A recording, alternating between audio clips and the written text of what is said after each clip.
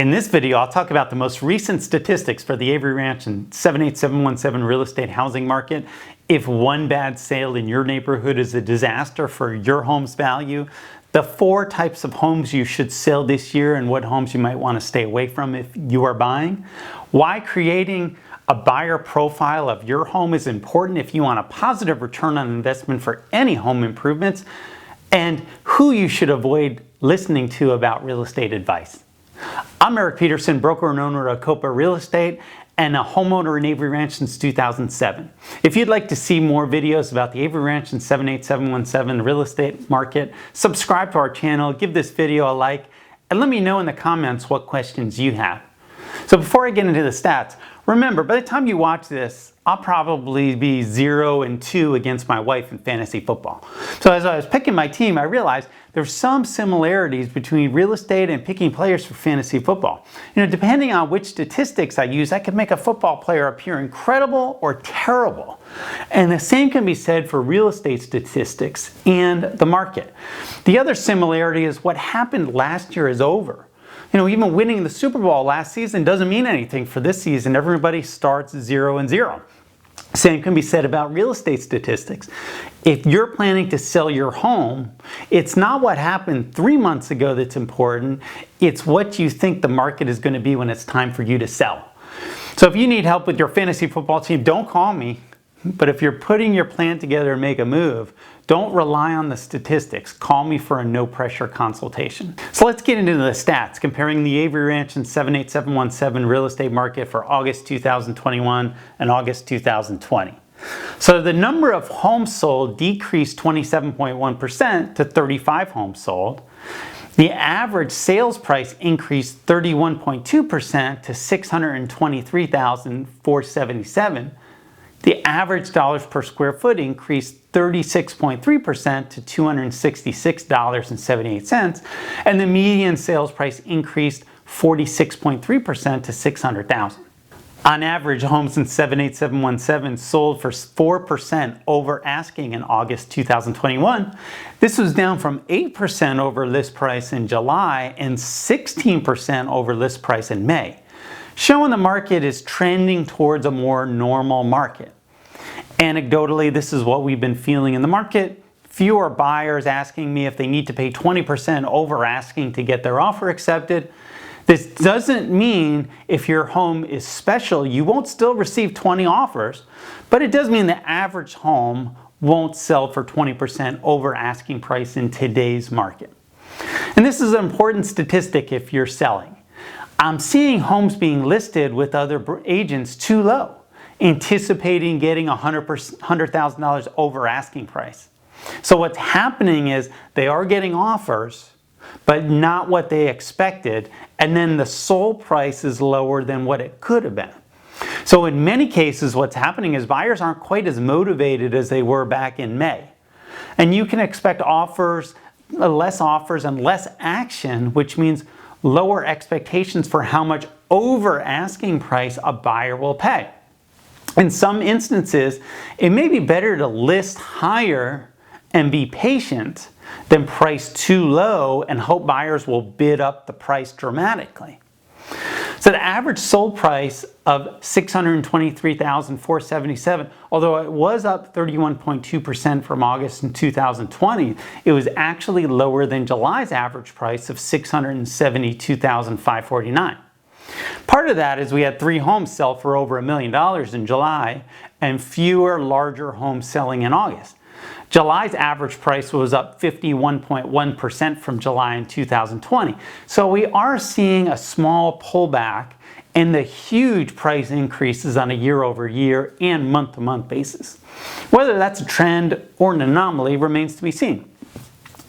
With active homes for sale being only 35 and 65 homes under contract and an average days on the market of only 9 days, we're still in a strong seller's market. However, the average days on the market for homes that are not under contract has inched up to 29 days. And as I write this in Avery Ranch, over the last 15 days, 3 homes were taken off the market completely without selling, and 6 other homes are in hold status. So I wasn't listing for any of these homes, so I don't know the whole story, but that usually indicates the sellers and agents missed the mark on market preparation and are now scrambling to make changes to the home. As we all know, you only get one chance to make a first impression. So that's a killer for your home's value. And to show the appreciation on the bottom end of the market, there was only one single family home that sold under $430,000 in August, compared to 16 homes that sold under $400,000 in August of 2020. On the top end of the market, there were 18 homes that sold for over $600,000 in August, compared to only 9 homes that sold for over $600,000 in August of 2020. The lowest priced home sold at $370,000 was in Brushy Creek Village, and the highest priced home sold at $951,000. This was a nice house with a pool and a 3-car garage in Avery Ranch Parkside. The smallest home at 1,217 square foot was that same house in Brushy Creek Village, and the largest home at 4,265 square feet was in Avery Ranch Brookside. The home that sold at the lowest dollar per square foot was at $160.64 in the woods of Brushy Creek. And that sold for $49,900 under asking price. And the home that sold at the highest dollar per square foot was at $269.33. That was a small 1-story home in North Woods of Avery Ranch. If you're planning on selling a home in the next 6 to 12 months, be sure to sign up for one of our free online home selling workshops. Sign up today at copaworkshop.com. Now let's take a look at some of the other important things I've come across this month. Often when somebody calls me to sell their home, they're worried about another recent home sale nearby that sold for a low price and how that will impact the sales price of their home. Now, many realtors will tell you that's a disaster and you'll have to sell your home at a discount. The truth is, one sale doesn't make a market. Either a great sale or a disappointing sale. Now here's a map of 3 home sales. The sellers for the home that sold at $810,000 hired a different agent, so I didn't sell that one. That price was a disappointing price for me and the owners of these other 2 homes, because we were going to sell the other 2 homes and they're the exact same floor plan as the home that sold for $810,000.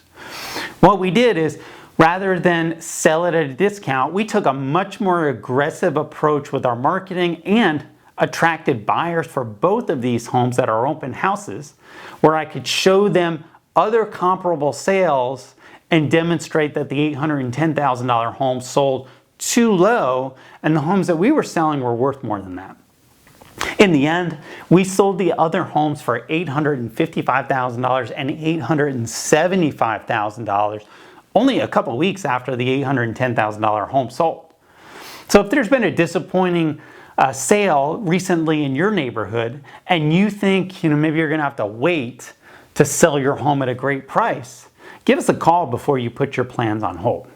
Now, whenever you're thinking about selling and putting together a make-ready plan, the first thing that you want to think about is the buyer profile for your home. Who they are, where they're coming from, and most importantly, what turns them on and what turns them off.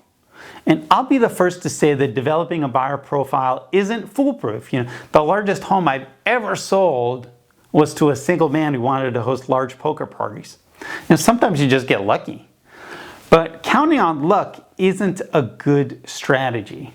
When I met with the sellers of 15508 Belfin Drive, we discussed what we knew about the likely buyers for their home. We also talked about the competition because I knew there were going to be 2 other homes about to be listed on their street, and both of those homes have superior floor plans. Every home is different, but for this home, we knew the 2 most important things to buyers would be wanting a clean home and they'd want a home to be bright. So after living in the home with kids and dogs, the carpet was understandably not in the best condition. So that was replaced. And the countertops were dark and not attractive. So those were replaced as well. Now, most homes can be sold as is, but there's a difference between selling a home and selling a home for the most money. So if needed, we have contractors who work fast and are affordable. And by paying attention to the buyer profile for their home, the sellers of 15508 Bellefontaine Drive sold their home for an extra $40,000 positive return on investment. So in comparison, the other two homes that were listed on the exact same street, neither one of them have sold. Both of them have been on the market for over 3 months now.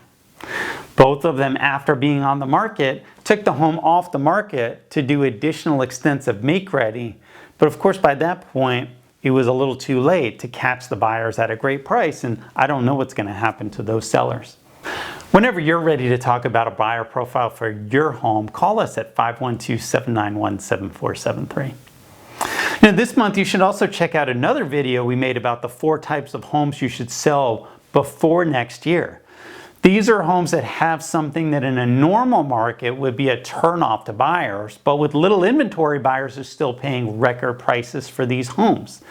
And if you're a buyer, you should also check out that video to see the types of homes you should be careful about buying if we are at the top of the market. Now let's talk about being careful about taking advice. My favorite cognitive bias is called the Dunning-Kruger effect. And this is where people vastly overestimate their abilities because you don't know what you don't know. And because everybody lives somewhere, it's human nature to give real estate advice. It could be a case of where a little bit of knowledge causes people to give bad advice. In the last couple of weeks, I've been involved with 3 situations where people who are experts in one area of real estate are giving out bad advice about other areas of real estate where they don't have any expertise. So in one situation, an inspector told the buyer because of the plumbing fittings, the buyer wouldn't be able to get insurance for the house. As it turns out, I've owned a home for 13 years that's about 300 feet from this house with the same builder, and I've never had a problem getting insurance. And we had another closing where the mobile notary doing the signing told the seller she'd have to pay capital gains taxes. And that wasn't true, but it caused a great deal of anxiety for our client.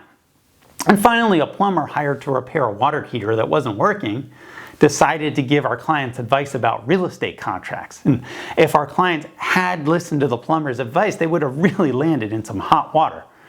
So all 3 of these people meant well. They all had good intentions. They just didn't know what they were talking about. And in the end, you'll be much better off getting insurance advice from somebody who's qualified to give advice in that area, for example.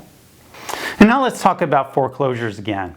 As we're coming to the end of governmental policies intended to limit evictions and foreclosures, I'm getting more and more people contacting me about buying a foreclosure. People are telling me if I know of a foreclosure they could buy for 65% of the value, to let them know. With the amount of equity owners have, even owners who just purchased a home with large down payments, we aren't expecting a huge increase in foreclosures. In addition, from what we're hearing from asset managers who oversee foreclosure sales, we expect mortgage companies will be doing a lot of extra steps to give borrowers every opportunity for relief. That doesn't mean some people won't be in trouble. It's expected many of the foreclosures we'll see will come from people who were behind on payments before any of this started. Foreclosure can be financially devastating for a family for years to come. And given the amount of equity most homeowners have right now, there are much better options available. So if you have any other questions about your options, call me for a no-pressure conversation. Now I'll continue updating you on the Avery Ranch and 78717 real estate housing market. If you'd like to buy or sell a home, contact me today or leave a comment below. I appreciate you taking the time to watch, and I appreciate your support.